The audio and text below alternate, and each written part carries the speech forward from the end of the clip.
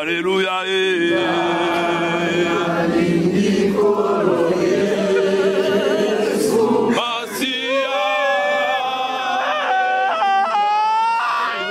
Comme la mort les a séparés. L'anneau qu'il portait est là. C'est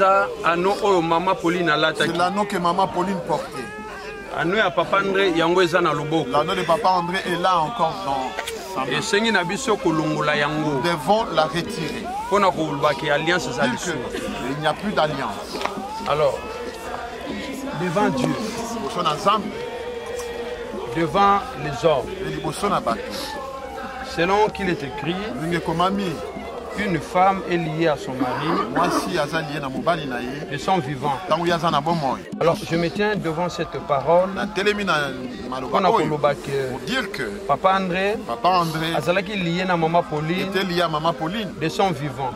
Tant elle était vivante. Et aujourd'hui, Maman Pauline n'est plus. Donc nous déclarons, selon la parole, que l'alliance est brisée.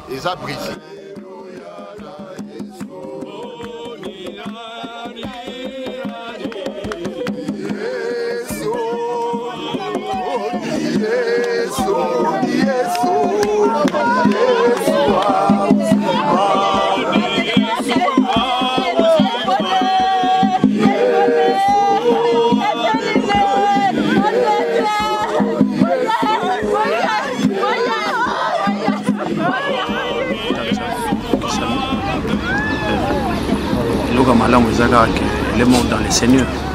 Donc c'est la plus bonne chose. Et nous croyons que Maman Pauline de Rokundaye, parce que le témoignage donc ici nous sommes venus ici premièrement c'est pour rendre gloire à Dieu. Deuxièmement pour honorer Maman c'est parce qu'elle a servi le Seigneur dans témoigner surtout. Et nous sommes déplacés afin que pour nous honorer Zambé azwa comprendre na biso tutikali to ba été bois et zanzela ya mutumosto semaine absolument se préparer pour la télé pour l'élection au Kolo donc ba été zanzela na biso un jour et le teko tika maman le teko tika mutumosto celui qui va na kola donc semaine absolument ba na komilenge et ko tika encore maman Pauline ma dernière à Souka les bilobi racheter les temps quand les choses sont montées Tony Bongisa ici ko tika na vito Tomi Lengele to yebi lobité donc c'est une connaissance la famille maman Pauline dans l'église corps du Christ. Merci papa Denis, merci. C'est triste merci.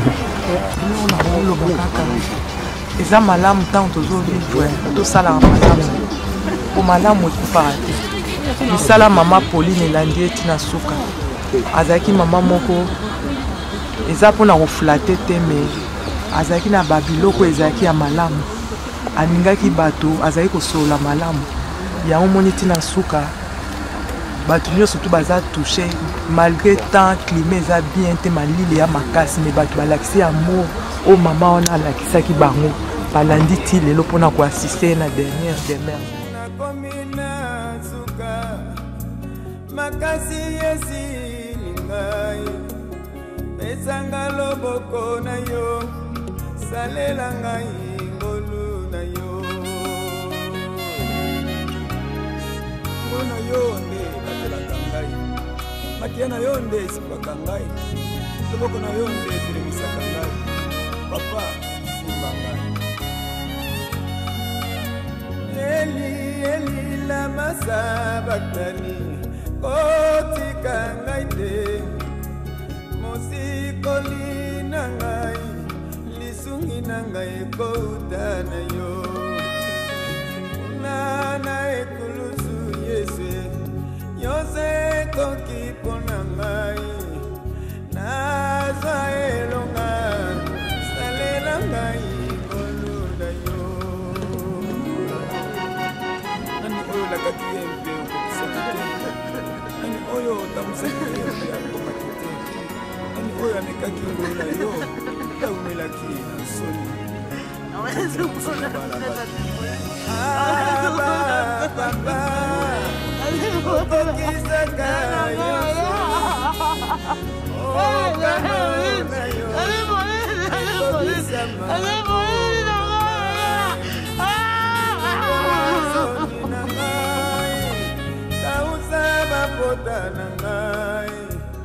Bongola likambo na ngai salela ngai ngolu na yo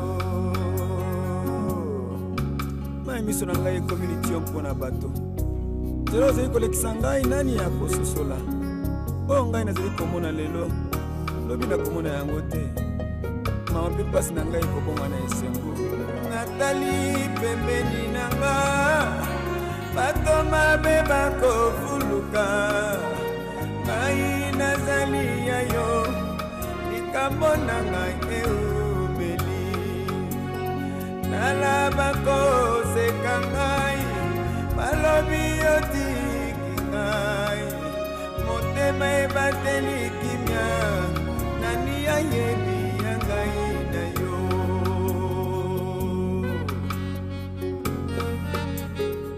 suka na ngai nde bane na yo mosaya motema na ngai ezali ete nabika na se na makolo na yo mpe nabombama na se ya bapakitango na yo kolo nani azalaka ntango ozwaki mokano ya kobanisanga na se na makolo na yo nani oyo akobelema koloba ete ye apesaka yo toli mpe nani oyo akotelemela yo ye awumela nseko na mokili oyo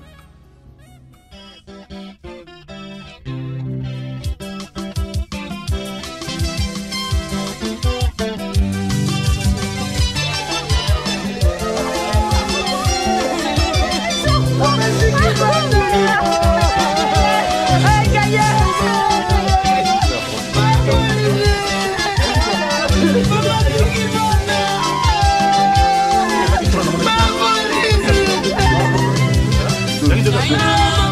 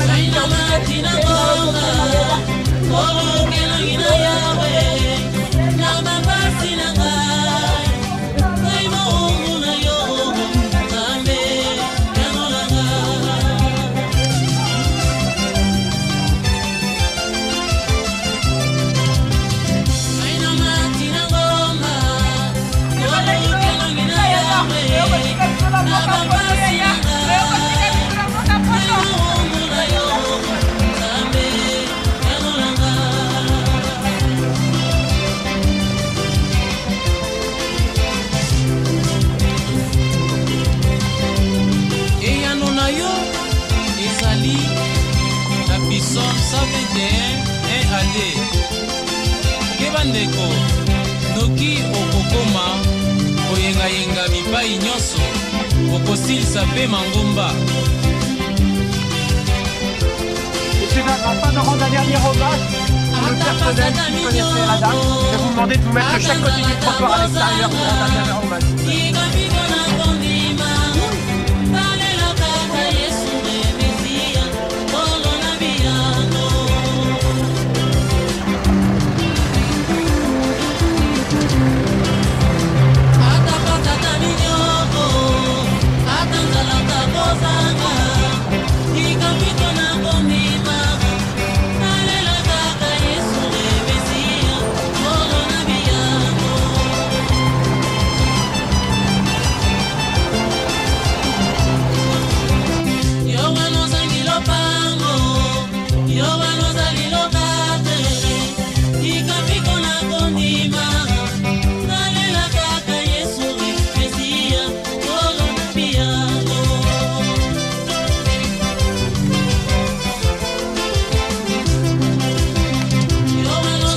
De l'église, la bonne sémence transmise.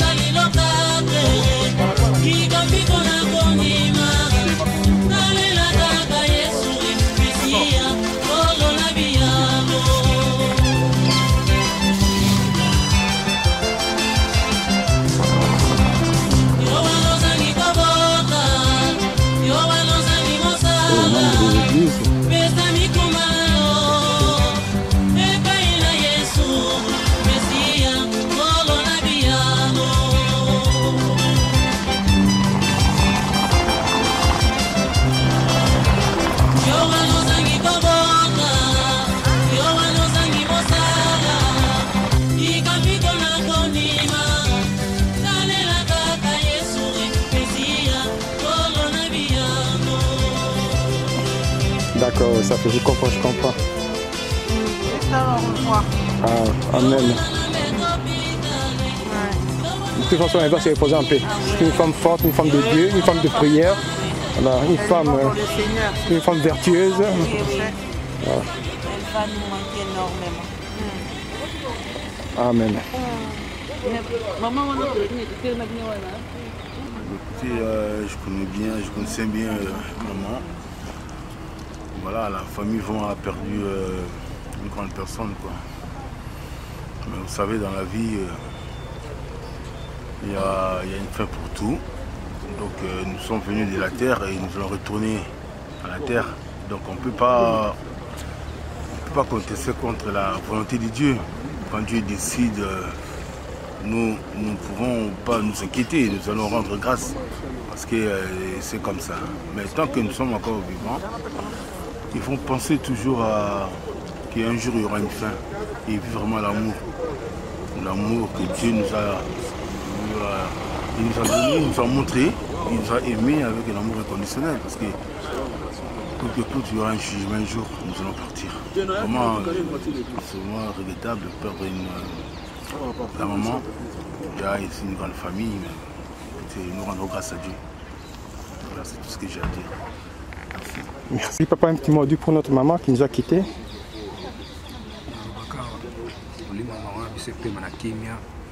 tozokwaki akufi basema kola Jésus Christ Nazareth tozalaki na ye na première retraite tozalaki na mo tozalaki neso na deuxième retraite tozalaki na ye donc apesa ye kokufa na nsima 40 jours tozalaki na mo nazokwaki par la grâce de Dieu akufi dans le Seigneur donc abimoni pena epeme na kimia azalaki mama na biso ya mabondeli donc nzambe akanisaka na bolamu moko wasali na labori semence pasi mère eza volonté nzambe nzambe azwaka lokoko bible ezoloba na circonstance nyonso topeseka lokumu. Merci. Bon, pour nous les chrétiens, la mort c'est une gain. Moi je lui dirais, gloire au Seigneur, nous rendons grâce à l'Éternel pour la vie de notre maman. On sait que la maman elle a beaucoup travaillé dans notre assemblée. Et aujourd'hui l'Éternel a décidé autrement de le prendre. Nous on sait qu'on peut dire que c'est gloire au Seigneur. Parce que je me souviens que c'est une mère qui m'a beaucoup soutenu dans le ministère que nous travaillons. Elle m'a beaucoup donné la conseil. Tout à l'heure quand je viens ici, j'ai appelé même mon grand frère Kinshasa. Je me souviens maman Pauline, elle partait au Congo. J'ai donné quelque chose à donner mon frère. Il ne se connaît pas avec mon grand frère. Le premier jour que j'ai rencontré avec mon grand frère m'a dit vraiment c'est une mère. C'est une mère, elle est très gentille, je veux bien parler. Tout à l'heure quand je viens, je l'ai appelé de lui dire écoutez, tu vois la maman là qu'elle a ramené colis. Aujourd'hui c'est le jour de son enterrement. Mon grand frère là au Congo, mais je te dis qu'il a crié très fort. Donc très fort, très fort. Bon, voilà, mais donc il ne croit même pas, il m'a dit que dès que je suis en cimetière, je l'appelle vidéo pour que puisse être fait. C'est vraiment une mère pour nous. Moi, elle m'a beaucoup donné de conseils. Je le garde toujours au cœur. Que Dieu a décidé, nous ne pouvons rien faire. C'est la volonté de Dieu. Que le Seigneur puisse nous donner la force et surtout la famille biologique. Que le Seigneur puisse les soutenir. La Bible dit dans les jours de bonheur, réjouissez-vous, mais dans les jours de malheur, réfléchissez. Alors celui qui va se réfléchir, c'est nous qui y vivons. Et nous réfléchir que comme maman Pauline, elle est partie, nous aussi demain, on va partir. Donc c'est à nous maintenant de préparer notre chemin. Voilà ce que je peux dire. Merci beaucoup. Un petit mot, papa, Dieu merci pour notre maman Pauline qui nous a quittés aujourd'hui. Bon, vous savez, la Bible dit errer les morts qui meurent dans le Seigneur, car ils se reposent de leurs travaux. Donc maman Pauline, elle était une servante fervente dans le Seigneur. C'est quelqu'un qui a servi le Seigneur avec tout son cœur.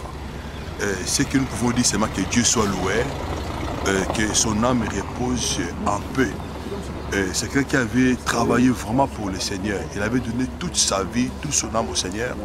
Donc vraiment que Dieu récompense avec tout ce qu'il a fait pour son Église et pour son œuvre. Que Dieu soit loué. Amen.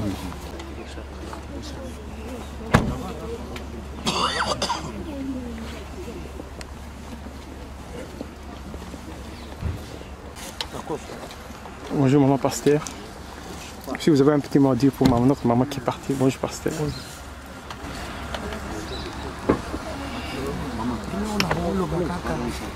eza malamu ntango tozovivre tosalaka malamu po malamu ekufaka te. misala mama Pauline elandi ye ntina suka azalaki mama moko eza mpona koflate te, me azalaki na babiloko ezalaki ya malamu, alingaki bato, azalaki kosolola malamu.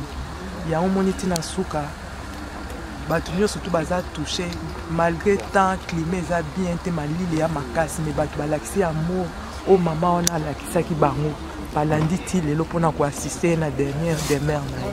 Amen. Merci. Oui maman, mamie, on sait que c'est pas facile. Un petit mot pour notre maman, maman Pauline. Je vais retirer encore maman Pauline. Ma demeure à Souka. Ndenge bilobi racheter le temps car les jours sont mauvais. Tomi bongisa.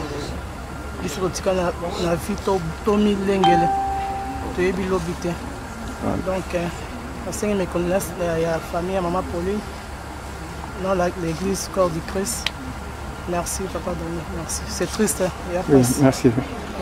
Pour moi, je remercie le Seigneur parce que j'ai vu les gens partir, mais cette maman, elle a préparé son départ parce qu'elle était dans la prière jusqu'au tout dernier jour.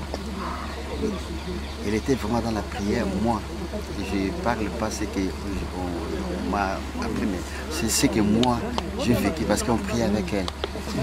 On a resté avec elle pendant au moins 2 semaines dans la prière et elle est rentrée chez elle qu'à 5 h du matin. Et c'est elle-même qui conduisait. Vraiment, gloire et louange soient rendues à notre Seigneur Jésus-Christ. Que son nom repose en paix. Amen. Bonjour pasteur. Oui, bonjour. C'est pas facile pour notre maman qui nous a quittés.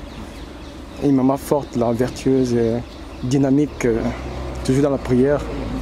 Voilà. Voilà, ouais. Donc, c'est ndenge tozawa yokola mokoli la volonté ensemble qui s'ami loga malamu ezaka que elle est morte dans le Seigneur, donc c'est la plus bonne chose et nous croyons que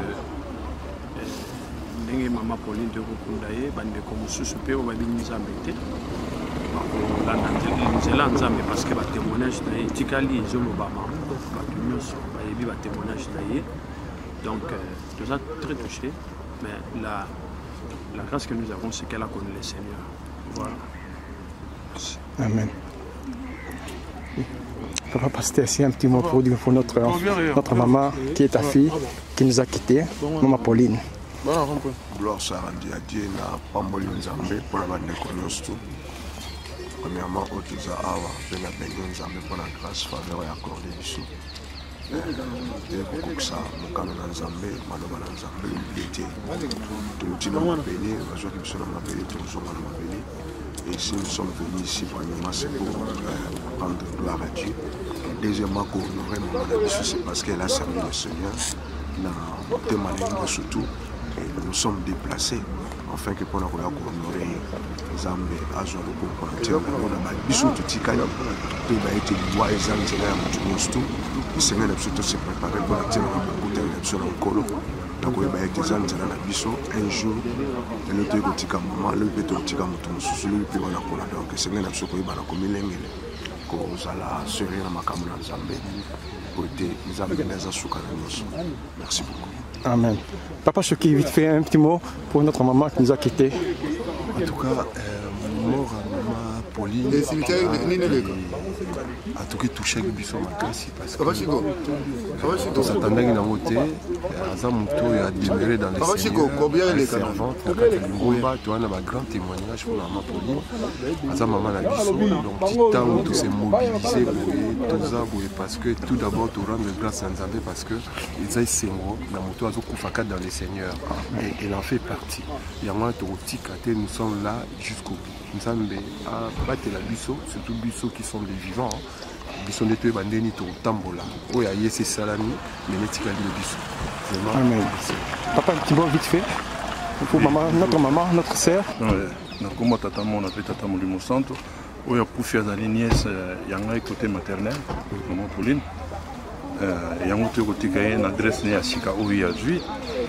Ko kabona nzoto na molimo za toujours passe.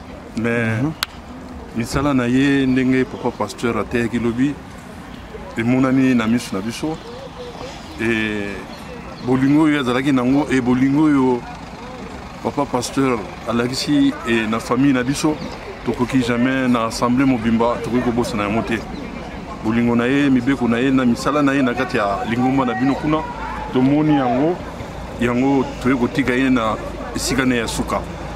Voilà, au moment où on a quoi. Merci beaucoup, papa. Merci. Au revoir, au revoir, au revoir.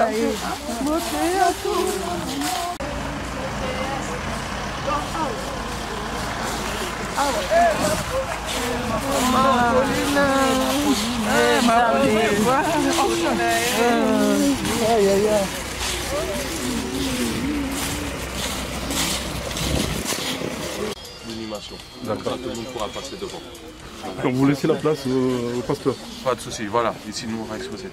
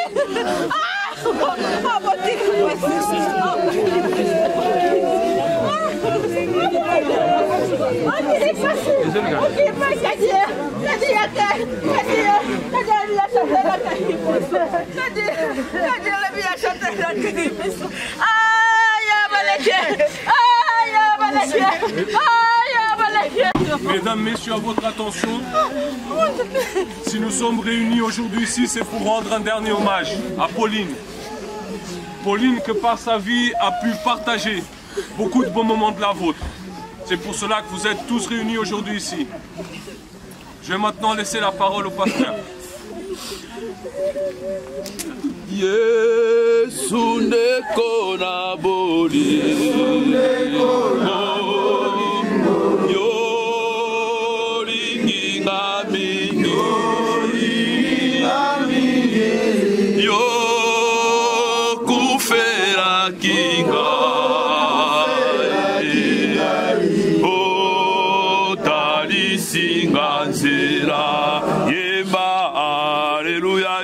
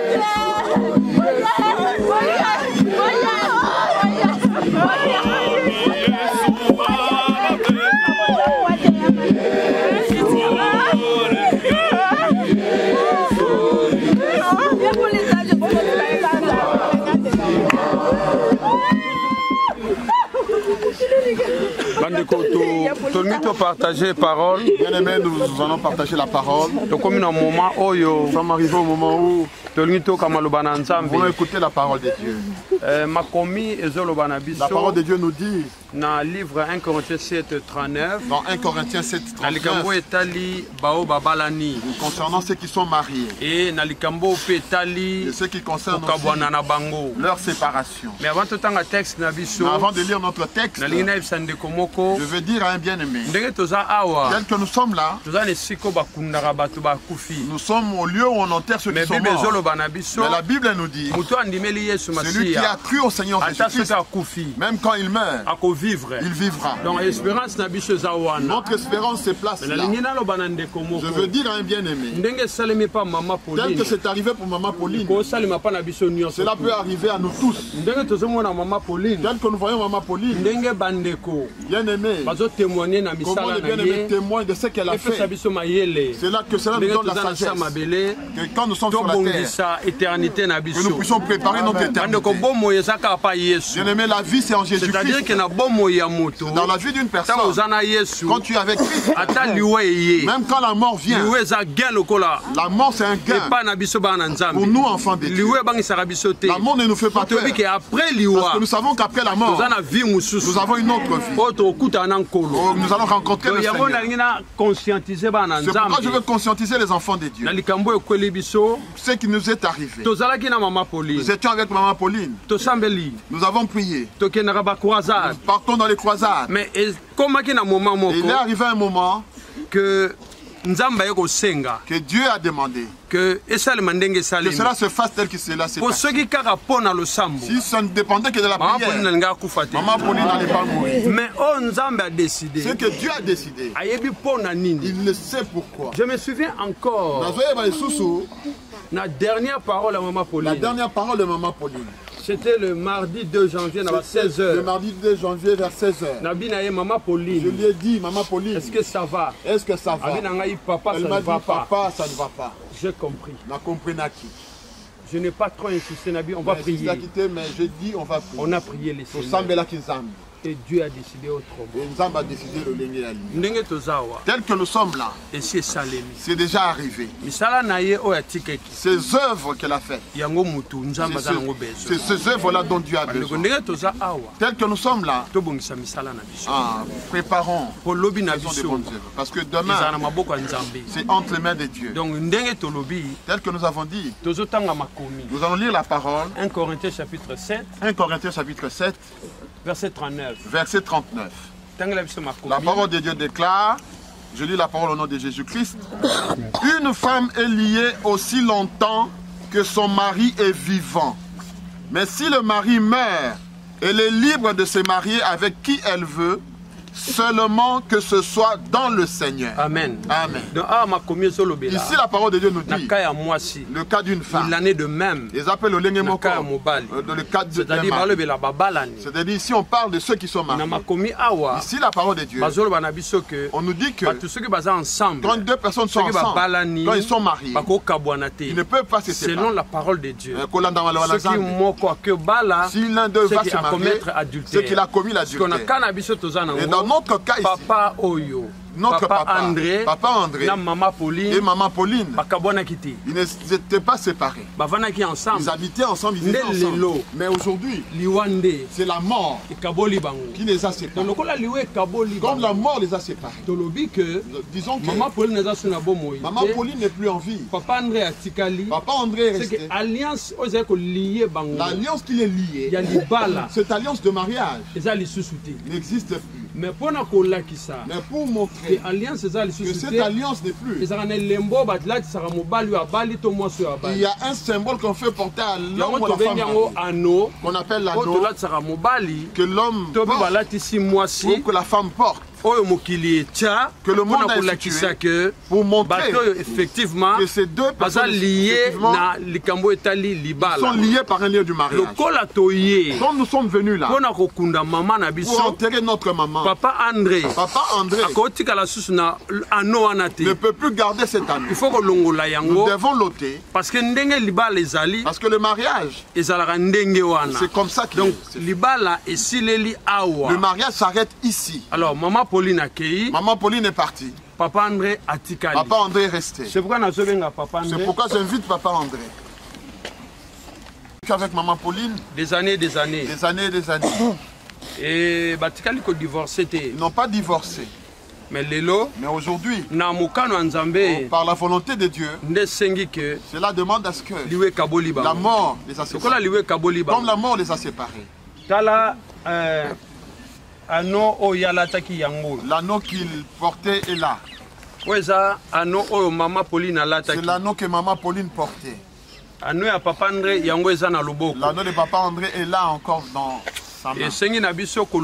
Nous devons la retirer. Pour dire qu'il n'y a plus d'alliance. Alors, devant Dieu,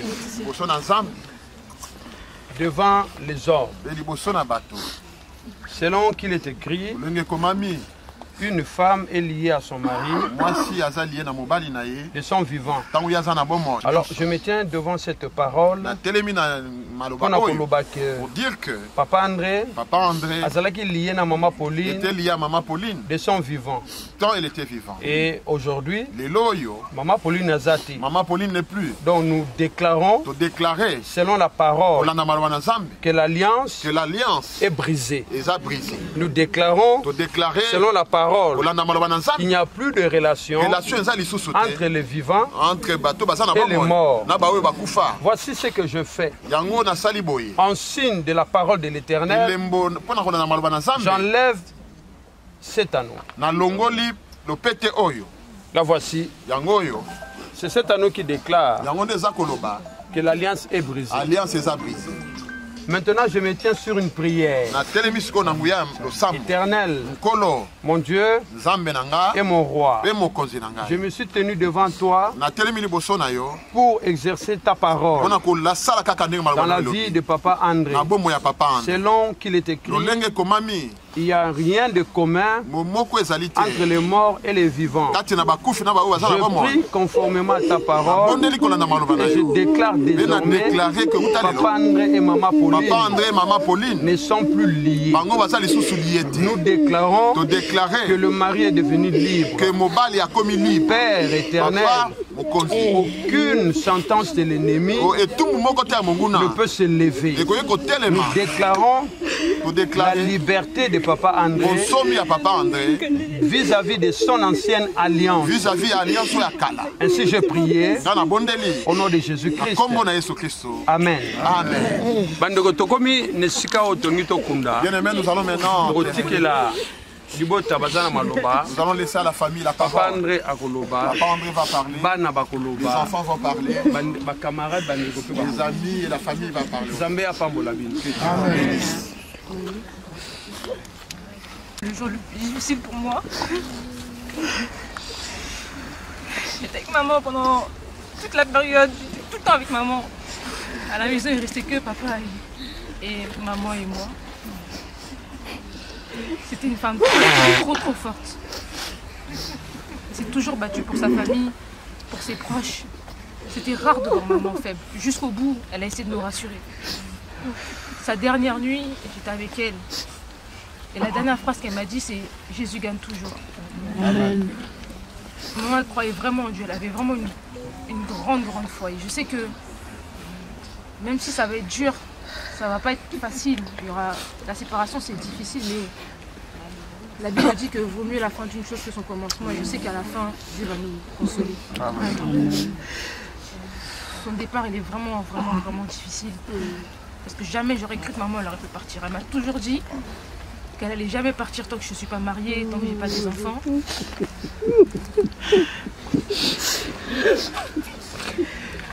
Mais Dieu l'a décidé autrement. Et je sais que là où elle est, elle se repose parce qu'elle a beaucoup fait. Maman, je veux te dire merci d'avoir été la mère que tu as été. Tu as été une femme forte, une femme battante, mais surtout une femme de foi. Et je pense que le meilleur héritage que tu as pu nous laisser, c'est ta foi. Parce que l'on est jusqu'à ton dernier souffle. Et je sais que là où tu es en paix et tu es auprès du Père. Je t'aime et je t'aimerai toujours. Merci.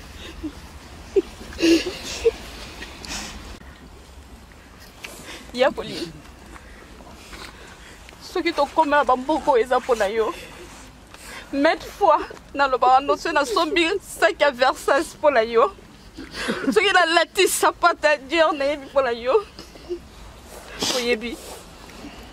Oyebi. Maman lobi kene malamu. Ça va no makasi. Bakoko na yo. Il faut ta mobimba. Kimia. Na pesi au revoir. Merci. Ndenge ba no ba lobi. Pour ça qui moi si makasi. Yaya makasi. Yaya mayele se battre pour la famille là. Yaya Pauline. On se battre. Objectif non le pas qui rompé ça. Le to comme il a bikilio. Ya to songi si obiso so merci na komba baleki na yo nyoso ba cousine nyoso. Ko biso so na ba cousine na baleki na yo mama monta ta bo poyo muto yangi ya. Poyo muto yangi. Ya. No malamu. Limbisa ya. Ko lelele ke pa ya la ne. Moya ko ka moteleza. Pasinde muteza ko sala. Na malembe ya to kokoka. Mais to koki jamais. Pour ça là. Quel malamu ya.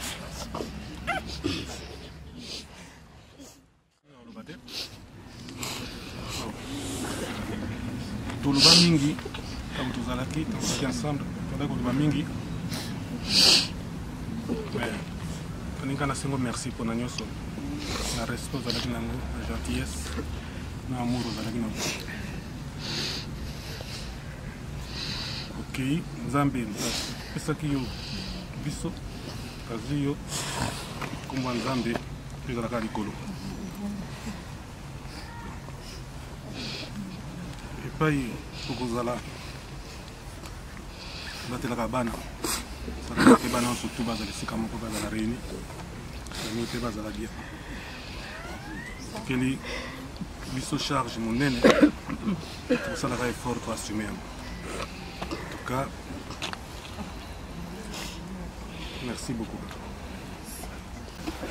Bon, bandeko tokomi na suka tozotya loyembo ndenge tobandaki na nkolo tosukisa na nkolo ndenge ye moko alobi na biso le plus grand commandement ezaka aimez-vous les uns les autres.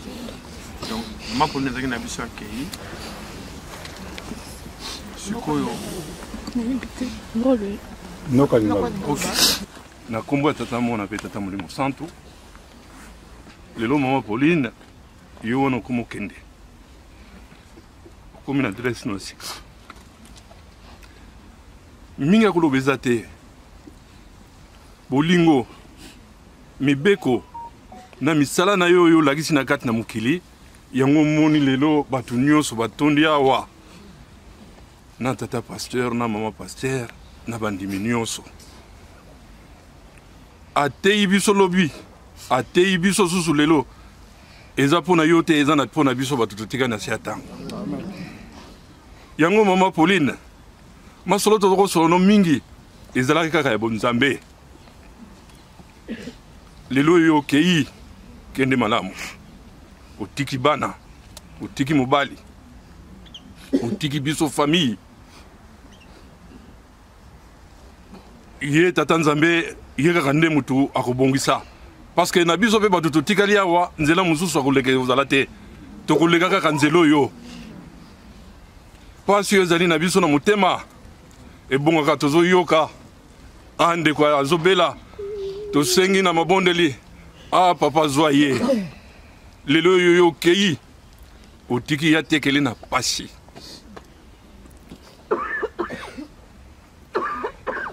nakoloba no adie te pamba te toza bandimi eza au revoir kolo yesu alobi akoya akozonga mpona jugement yango yo kende malamu banda mama Jessica tina bana nyonso yo tikeli biso kobosana te toza famille ya mabondeli nzambe apemisa yo na kimia na bandeko nyonso tozali awa oyo ayebi ke mama Pauline atikalaki na nyongo na ye biso tozali famille boya komona biso na suka tokobongisa maloba na ngai ya suka eza boye tosengi merci na papa pasteur na mama pasteur na bandimi nyonso boakompagne biso tie bandeli ya likambo oyo tina mokolo ya lelo mama Pauline azokota na se ya mabele. Encore une fois, merci. Minga koloba ezali te, eza nzela ya biso nyonso ezali susu akokamwa te. Kolo Yesu alekaki na nzela oyo, ba prophète, ba disciple, bango nyonso balekaki na nzela oyo. Ngai na yo tokozonga un jour et tokozonga ndenge nini. Voilà maloba na ngai ya suka et surtout soka tikalaki na nyonga mutu.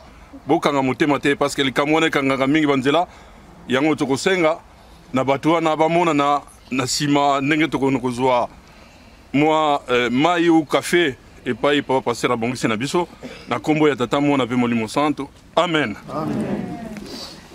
Papa pasteur, c'est à vous.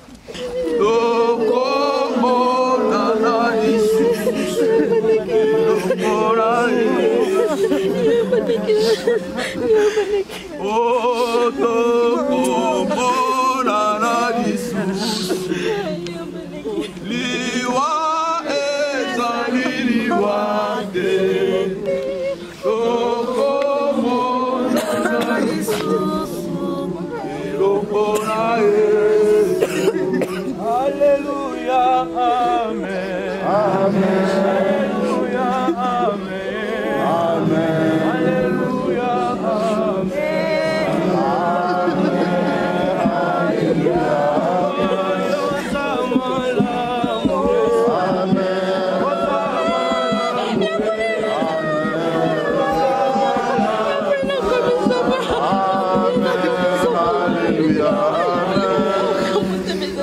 Éternel, mon Dieu, mon roi, tu es le commencement et la fin. Nous déclarons une seule chose.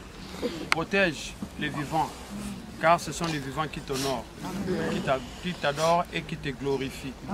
Nous arrêtons l'hémorragie de la mort dans la famille et nous déclarons que nous sommes vivants. Amen. Et tu es parmi nous au nom de Jésus-Christ. Amen. Amen. Voici la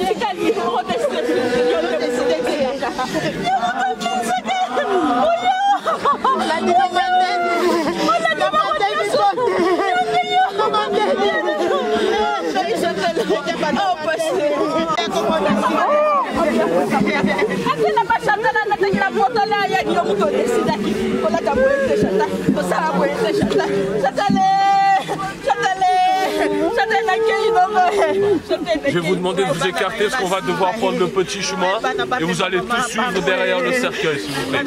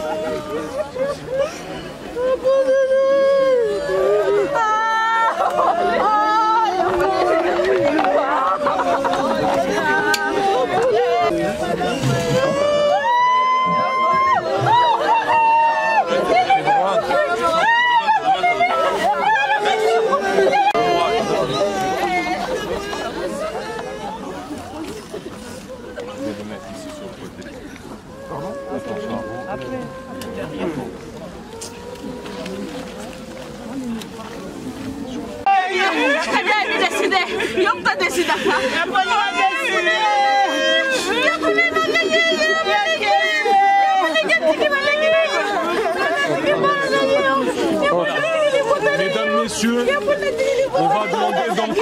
la famille proche de déposer leurs roses et ensuite de vous avancer. Donc il faut qu'on arrive à organiser un sens de passage pour que tout le monde puisse passer devant.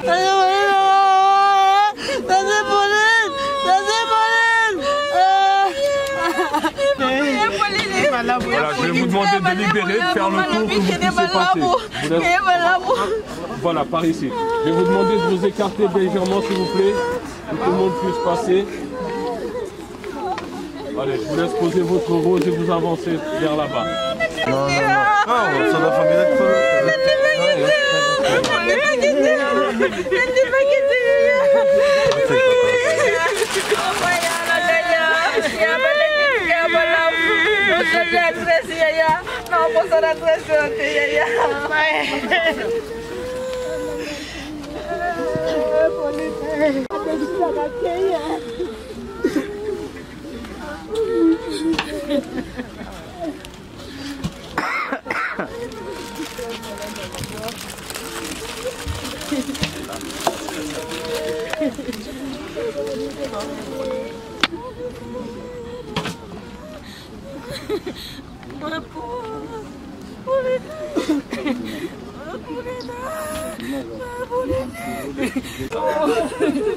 Voilà, je vais vous demander c'est du coup de pouvoir passer, que tout le monde puisse passer devant, vous arrêtez quelques instants et faire la suite, que tout le monde puisse passer.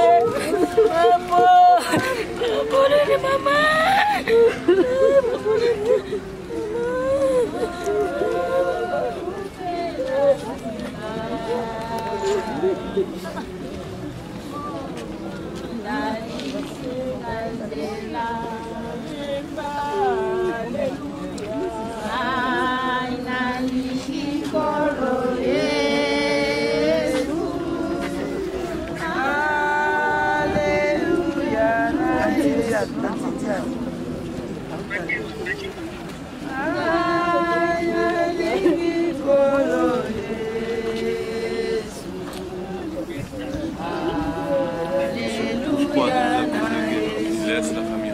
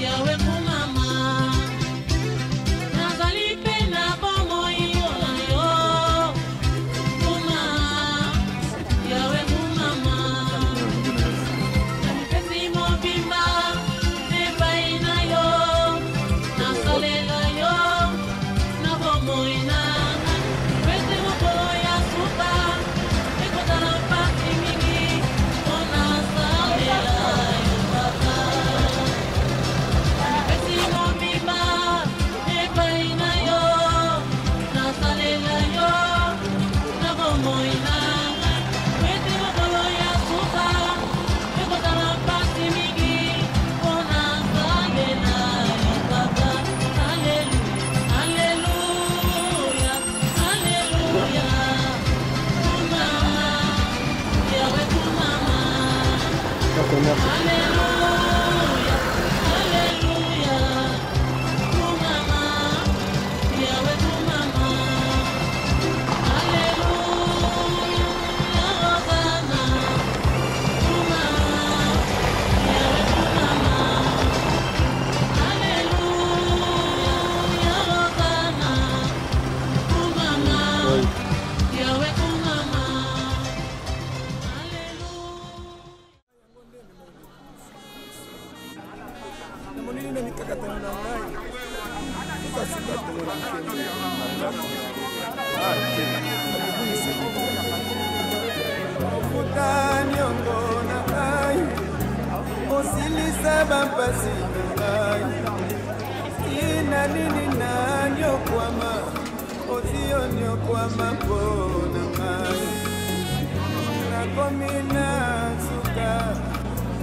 Makasi yesi ngai ezanga loboko na yo salela ngai ngolu na yo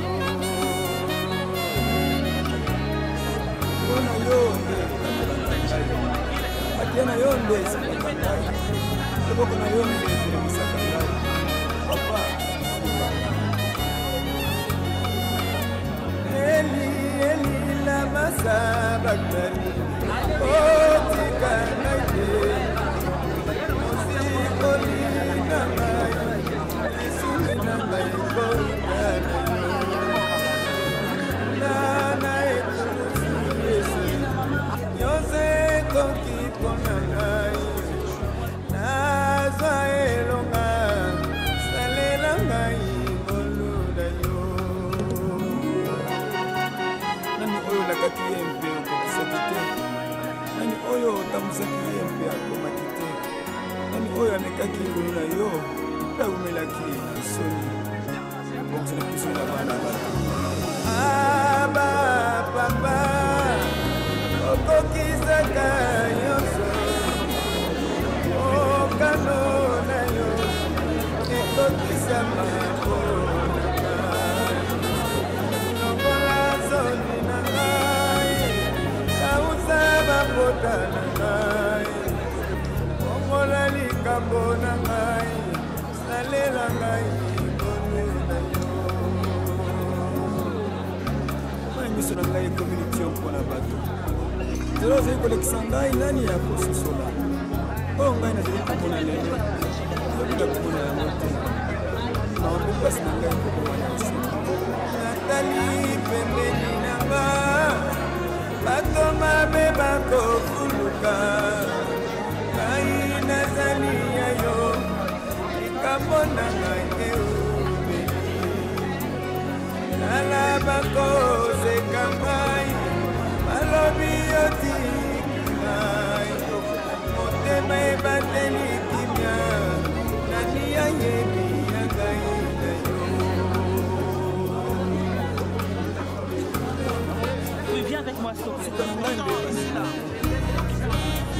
Mosala motema na ngai ezali ete nabika na se mpe nabombama na se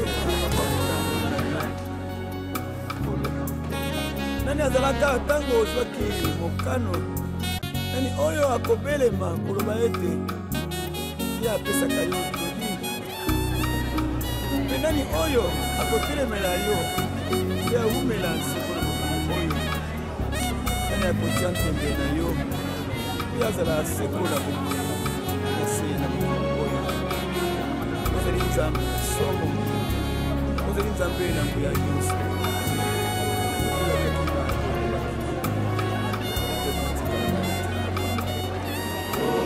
tika ngai te tika ngai te tika ngai te tika ngai te tika ngai te papa tika ngai te papa sima ngai tika ngai te tika ngai te kotambola na ngai tika ngai te tika ngai te tika ngai te papa olakaki ngai tika